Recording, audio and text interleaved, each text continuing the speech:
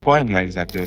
J'ai choisi la vidéo parce que, tu sais, de nature, je suis quelqu'un qui parle pas trop. Bon, parfois, je préfère remettre ce que je viens de dire en vidéo. Bon, en fait, la question là de dire quel est l'élément le plus important, je trouve que c'est un peu une question complexe. Je commence à gagner les marchés que lui ne gagne pas. Je commence à faire des merveilles que lui n'arrive pas à faire. Ils ne peuvent pas voir ça. C'est-à-dire que quand tu vois un client, il te dit que non, fais-moi une vidéo en 5 minutes, tu donnes 5 minutes, pas comme c'est fini, on a terminé. Mais il ne voit pas que les 5 minutes de tournage là, toi, ça peut te bouffer plus d'une semaine de travail. Tout ce que je veux demander, c'est que est-ce qu'un client n'a pas été satisfait d'un terrain de vidéo? Bon, collaboration, c'est d'avoir quand même bossé sur des travaux avec des gars comme Ken Stephen. Quelles sont les contraintes techniques que le public ne voit jamais? Des créatifs hyper bons, mais qui partagent pas. Bonjour Joseph. Bonjour Arthur. Merci d'avoir accepté de passer à ce plateau. Bah, c'est moi qui te remercie. En 2 mots, est-ce que tu peux te présenter? Bah, je suis Joseph Niem, réalisateur, graphiste et promoteur de l'agence de communication NGS Agence. Mon compte, c'est sur... Absolument. Donc, d'habitude, c'est moi qui suis brandé sur l'emoji, c'est toi qui es brandé. Bah, faut copier parfois le bon exemple. Ah, ok. Donc, c'est vrai que prochainement, une prochaine invitation, moi, je serai brandé. Ouais. Maintenant, tu as dit que tu es réalisateur, graphiste et promoteur de NGS. Mais réalisateur, c'est quoi un réalisateur? Bah, un réalisateur, c'est, tu sais, les thèmes, surtout les thèmes créatifs, sont des thèmes généralement pour moi qui n'ont pas d'idée fixe. Pour moi, un réalisateur, c'est celui-là qui pense, ok, qui pense à un scénario, qui pense à une histoire. Tu le mets sur un papier avant de passer à l'action. Donc, celui-là qui réalise d'abord quelque chose dans sa tête, dans son esprit avant de le mettre en image. Ok, donc, c'est-à-dire que la réalisation, c'est un script, on peut dire, comme une histoire qu'on raconte. C'est ça, ou bien c'est autre chose. Bon, pas que la réalisation, c'est une histoire qu'on raconte. Non, réaliser, c'est avoir cette capacité-là de pouvoir penser les choses et éventuellement les mettre sur pied. Ok, donc, façon des choses et les mettre sur pied. Ok. Maintenant, le thème, la thématique qui nous réunit, c'est la photo contre la vidéo. Qu'est-ce qu'il raconte le mieux? Toi, tu es plus réalisateur dans la photo ou dans la vidéo? En fait, je vais directement entrer dans le sujet. Ok. Ouais. Ok. La photo et la vidéo, qu'est-ce qui raconte le mieux? Qu'est-ce qui raconte le mieux? Alors, sur cette question, je vais immédiatement te dire que les deux racontent des histoires. Ok. Non, le mieux. Il y a toujours un qui raconte. Les deux racontent. Les deux racontent. Il est impossible de dire que la vidéo raconte plus que la photo. Les deux racontent une histoire. Okay. Donc, je ne vais pas dire le mieux, les deux racontent une histoire. Okay. Mais dans des angles différents. La photo raconte une histoire, un instant précis, une émission fixe. C'est-à-dire que un instant qu'on capte un sujet qui est fixe. Ça, c'est la photo. Une émission fixe. C'est-à-dire quelqu'un en joie, quelqu'un qui sourit et on le capte. Ça, c'est une émission fixe. Ça, c'est la photo qui la raconte comme ça. Okay. La vidéo raconte sur un instant, sur un brin d'histoire. C'est-à-dire on a le temps de partager le sourire de cette personne en vidéo en quelques secondes. Ce que la photo va fixer, la vidéo va le raconter encore. Donc, les deux racontent des histoires.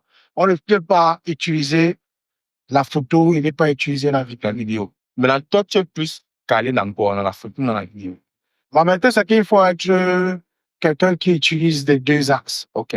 Il faut être quelqu'un qui utilise les deux axes parce que tu ne peux pas avoir uniquement des contrats de vidéographie et dire que moi, je ne fais pas la photo. Je pense que ces deux éléments vont de pair. Pour moi, ces deux éléments vont de pair.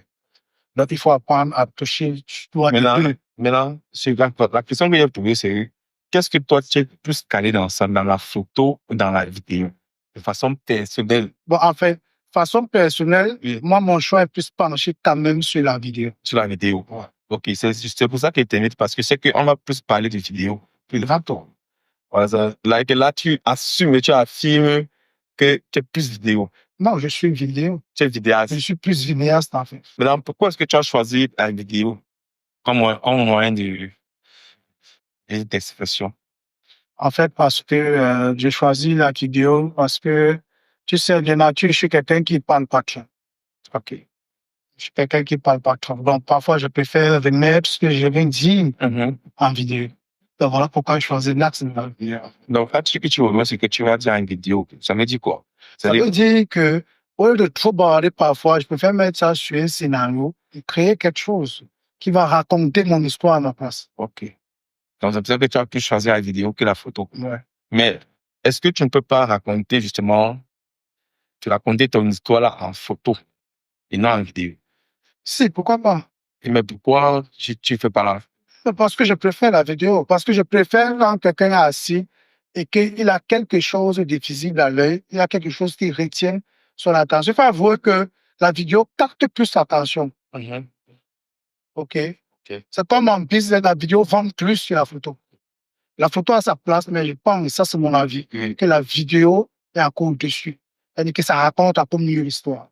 Tu touches du doigt la personne qui te la raconte. C'est-à-dire que quand je te parle de quelque chose, tu vois mes lèvres papoter, tu vois ma réaction. Tu peux juger si c'est pas celui-là en train de dire, je pense que c'est quelqu'un de sérieux ou pas. Bon, la vidéo a cette facilité-là de... Mais en fait, OK. Maintenant, comment est-ce que toi tu fais pour raconter une histoire talent black? Il faut un storyboard. Oui, il faut un storyboard. La vidéo, tu vois, pas une caméra, tu te balades à la rue, tu commences à filmer tout ce que tu vois et puis tu te dis, voilà, c'est possible. Mais il faut un storyboard, il faut élaborer un storyboard. Ça partir de ton storyboard, tu vois, raconter une histoire. Quel est l'élément le plus important en vidéo? L'élément, c'est-à-dire, est-ce que c'est le montage vidéo? Est-ce que c'est la créativité? Est-ce que c'est quoi? Est-ce que c'est le fait de maîtriser, de savoir manier la caméra? Le plus important, c'est quoi?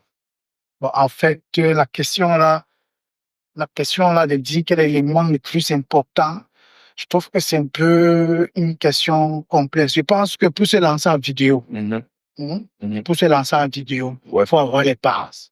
OK. Il faut savoir maîtriser ton triangle d'exposition. Ça, c'est les bases.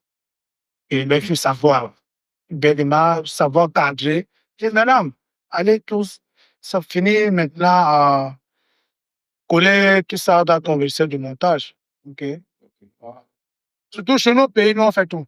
Ailleurs, il y a des qui réalisent. Il y a ceux qui cadrent seulement. Il y a ceux qui montent. C'est leur spécialité, ils sont cadreurs. Il y a ceux qui montent seulement. Il y a ceux qui talonnent seulement. Il y a ceux qui font l'éclairage. Nous, on fait tout.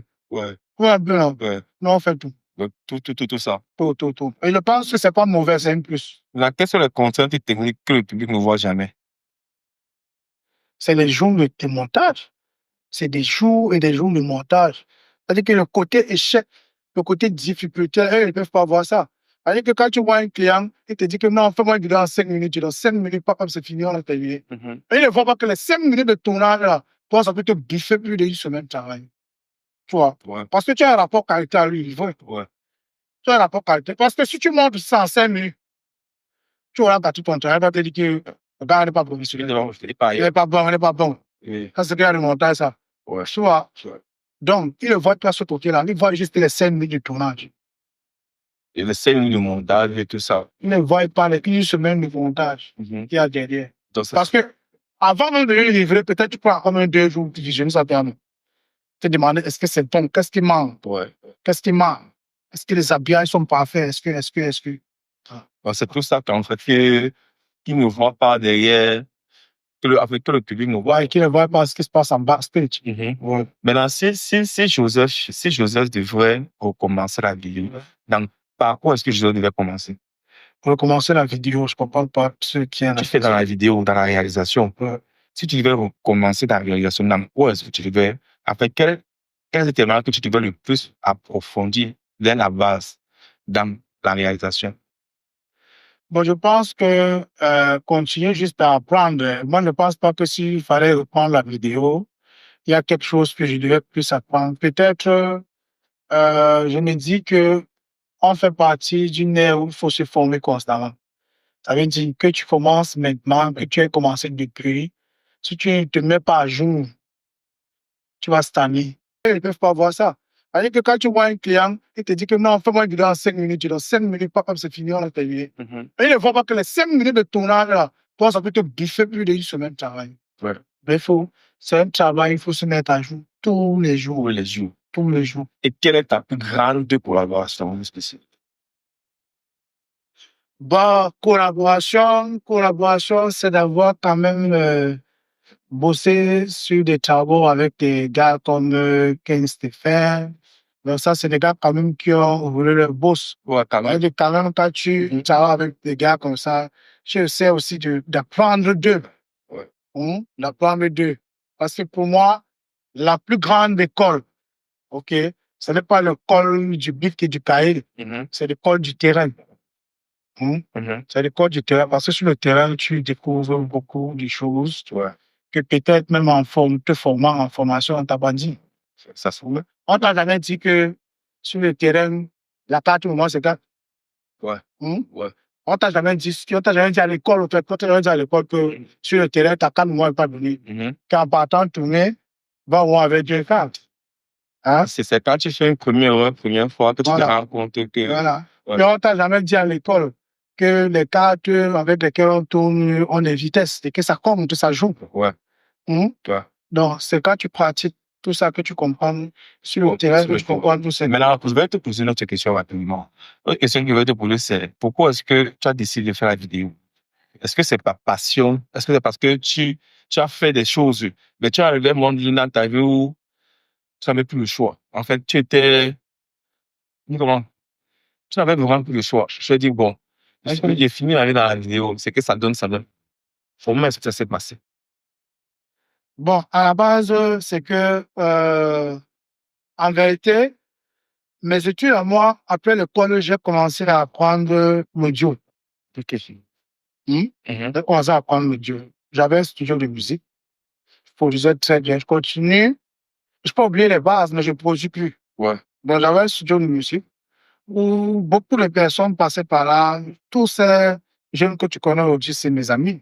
Ça veut dire que mon studio, j'ai reçu des gens comme Sissou Yaba, qui, à l'époque.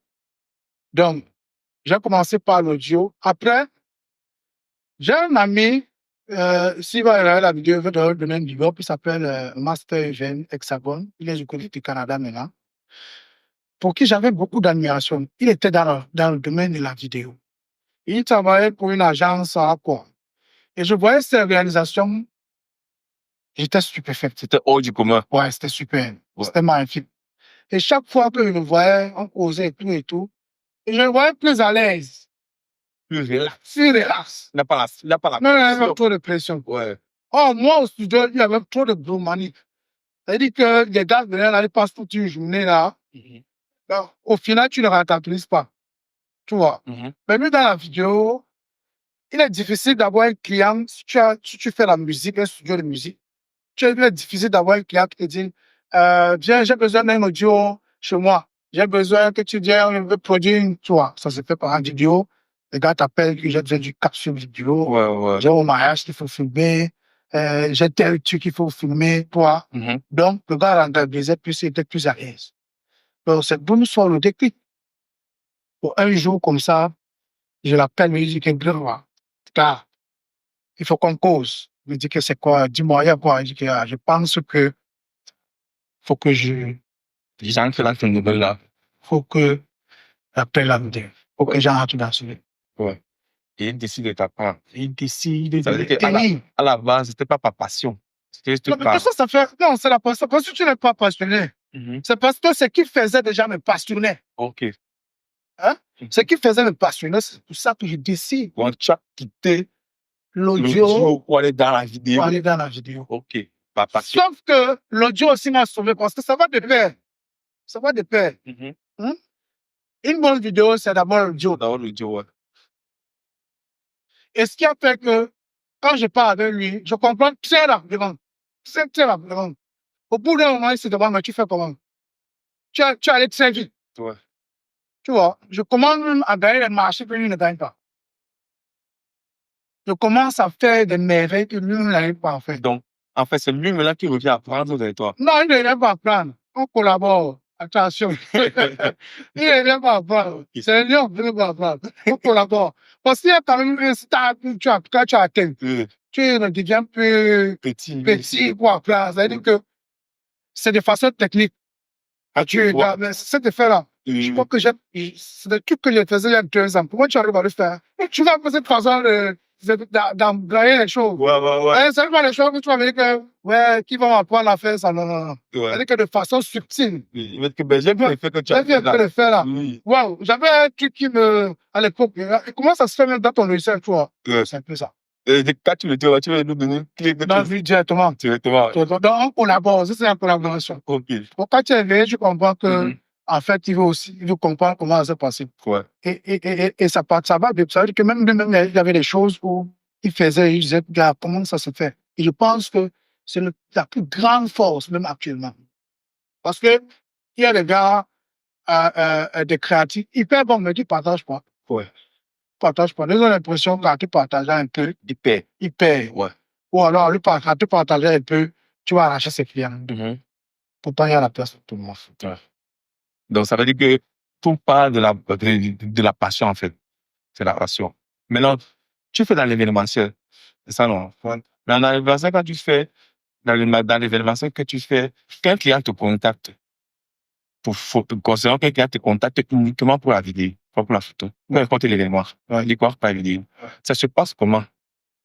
Au niveau de tes tarifs, au niveau du résultat que tu promets au client. Est-ce que tu promets, en fait, je prends l'exemple simple. Un client vient vers toi, il dit, bon, il vient de LGS Agency. Il dit, bon, on fait une vidéo pour l'anniversaire, peut-être un anniversaire. On fait une vidéo. Et tu donnes le prix, le client ne discute pas. Sur quoi est-ce que tu te bases pour donner le prix? Est-ce que tu te bases sur ta compétence que tu as, ou bien sur le résultat que tu vas donner au client? OK. En fonction du prix que je veux. OK. Donc, en fait, moi, dans ce côté-là, je pense que il y a aussi déjà l'expérience d'abord, comme elle est en avant. C'est-à-dire, quand tu as roulé ta bourse, que tu as fait tes preuves, que tu as travaillé dans plusieurs chaînes de télé, que tu as satisfait pas mal de personnes. Tu comprends? Tout ça aussi fait partie de tarification. Un exemple, c'est, il y a plusieurs stations aujourd'hui. Prenons le cas des stations de service, toi. Le prix d'une huile de vidange total, c'est pas la même que chez Blessing. On va. Donc, pourquoi? À cause de la renommée.